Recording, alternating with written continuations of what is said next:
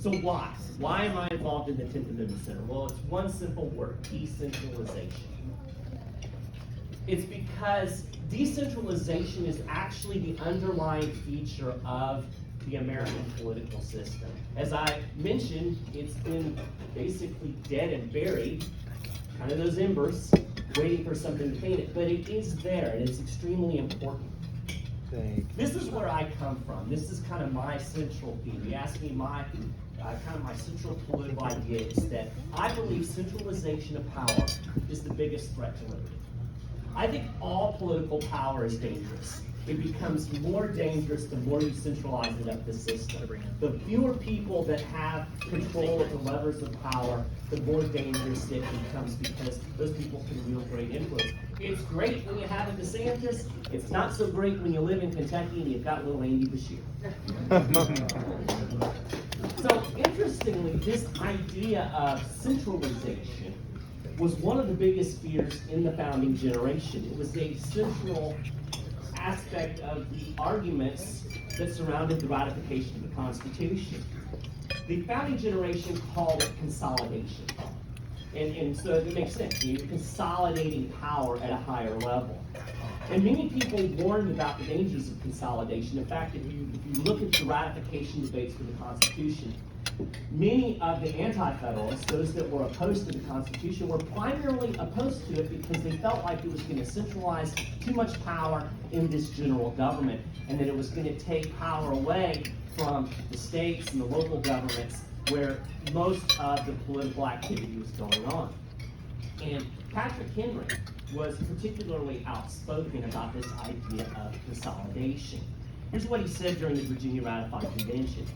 He said, "When he asks my opinion of consolidation, of one power to reign over America with a strong hand, I will tell him I am persuaded of the rectitude of my honorable friend's opinion," talking about John Madison, or James Madison, John Mason.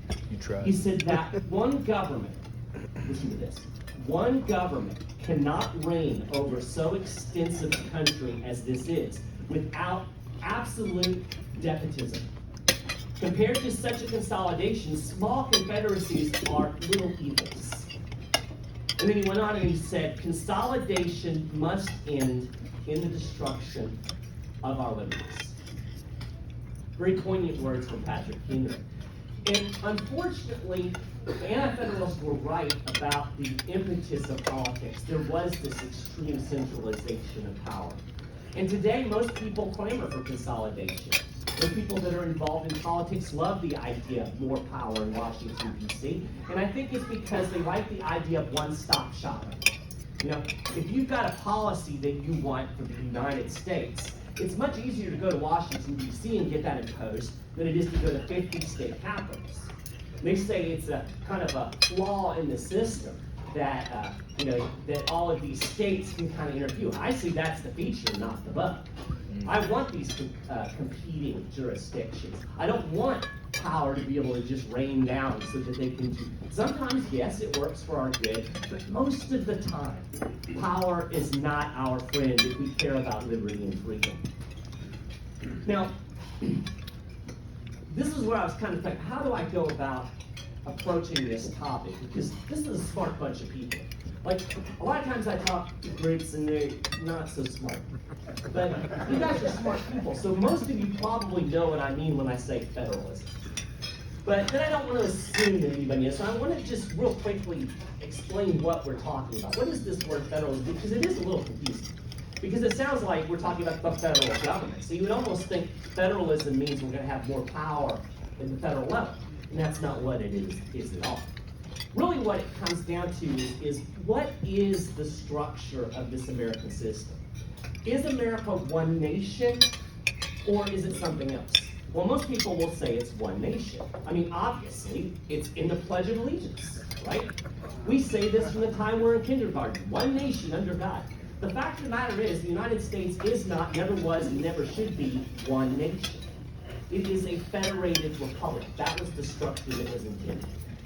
Black's Law Dictionary gives a really good definition of that distinction. A national government is a government of the people of a single state or nation, united as a community by what is termed the social compact, and possessing complete and perfect supremacy over persons and things so far as they can be made the lawful objects of civil government. A federal government is distinguished from a national government by its being the government of a community of independent and sovereign states united by compact. So France is a nation. There's no states in France. There's one government. That government has complete control and power, and that is one nation. The United States is not one nation. It is a union of 50 states. Federalist number 45, James Madison really explained the essence of this system, I think perfectly, in basically one paragraph. He said, the powers delegated by the proposed Constitution, powers delegated to that federal government are few and defined. Those which remain with the state governments and the people are numerous and indefinite. And then he went on and explained that the federal government would primarily deal with things like war and peace and foreign trade and those types of things. And he said all of the rights and the liberties and the prosperities and all of the economic activity of the states, all of these things would remain with the states and the people. That's the system we were supposed to have. Now, obviously, we don't really have that today. We flipped that on its head. We've created a system where virtually all the power comes down from Washington, D.C., and the states are little political subdivisions. But we saw with COVID that structure of federalism still kind of remains. It's still there, and it's extremely significant. And we've seen why with the whole COVID mess. We saw exactly why a decentralized system is better. I'm going to just list a couple of things that I think are features of federalism. First off, jurisdictions compete. I like competition. I don't like monopolies. I don't understand why so many people that will tell you, oh, it would just be awful if Walmart had a monopoly, are perfectly happy for the federal government to have a monopoly on government. It's bad for the same reasons, right? So we have competing jurisdictions in a federated system. And then you can see what works and what doesn't. It was what a Supreme Court justice famously called the 50 laboratories of ideas. We have 50 states, we have 50 different policies. We can say, hey, this policy over here works really well, this one, not so much.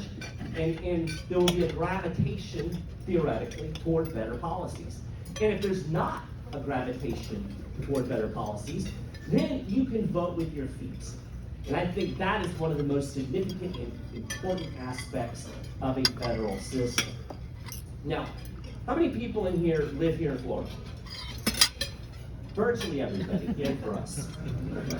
So we all know that Florida was basically a safe room from COVID, right? I was really fortunate. I actually voted with my feet before the COVID. How many people here, is anybody here that actually moved here because of COVID policies? Wow, great.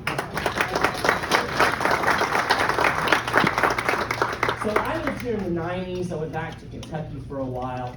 In 2019, in November, right before the COVID mess, we moved back down here to Florida. We moved for a lot of the reasons a lot of people moved down here. I don't like being cold. In fact, I'm in Northeast Florida now. It's still too cold. We're moving further south. But there were some economic factors and some political factors in our move as well, mainly the lack of an state income tax here. It saves me a lot of money, which is good. But I was very happy when I got down here, especially over the last year, that I lived here and not still in Kentucky with my good friend Delaney Bashir. He's a mess. I don't like him. But as Bo mentioned, you have to recall that Florida was bad before it was good, right? Florida did shut down, and in fact, Georgia opened first. Nope. I actually had to go to the gym in Georgia for 2 weeks before they opened my gym in Florida. I'm about 10 miles from the Florida-Georgia border, and I have a picture actually, which is really cool. Oh, there it is. Wait a minute. Yeah. I'm not very good at these. There it is. This was the thing, a COVID checkpoint. I was going from Georgia to Florida, and I forgot that this was there, and I had to stop. They were actually stopping people, and they were pulling people out from New Jersey and New York, and some other places. So DeSantis was really bad